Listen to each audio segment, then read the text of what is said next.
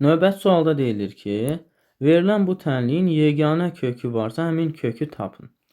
Göstərilən tənlik bizdə ax kvadrat üstəgəli bx üstəgəli c şəklində olan kvadrat tənlikdir. A-mız burada 1-ə bərabərdir. B-miz bərabərdir 10-a. X var, əmsalı B-dir. B-nin əmsalı da yuxarıda 10-dur. Və C-miz də n-1-ə bərabərdir. Kvadrat tənliyin də yeganə kökü o zaman olur ki, onun diskriminantı 0-a bərabər olsun.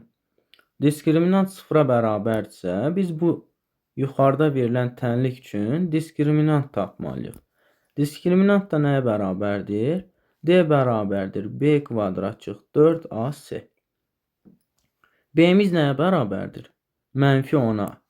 Kvadrat tənliyimiz baxın bu şəkildə olur. Ax kvadrat üstəgəl bx üstəgəl c. Buradan görürsünüz ki, A-mızın əmsalı, yəni A 1-ə bərabərdir. B 10-a, daha doğrusu mənfi 10-a. C də bir yerdə n-1-ə bərabərdir. Gətirib burada yerinə yazmalıyıq.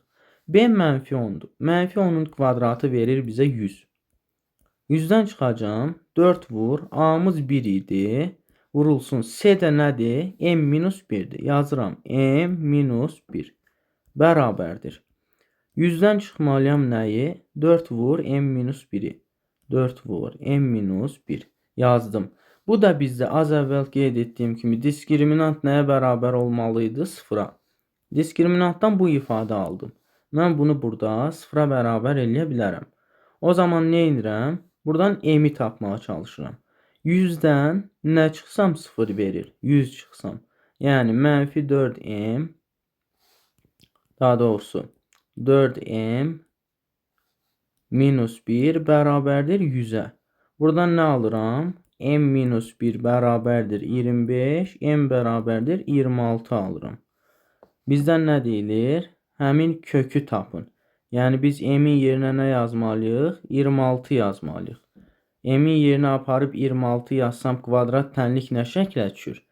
X kvadrat çıxılsın 10x və üstə gəl. M-in yerinə 26 yazsam 26-dan 1 çıxaram verər 25. Bərabərdir 0.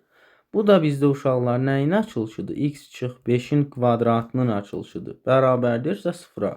O zaman mən gətirib burada x-ə 5 yazmalıyam ki, cavab 0 eləsin. Yəni A variantı.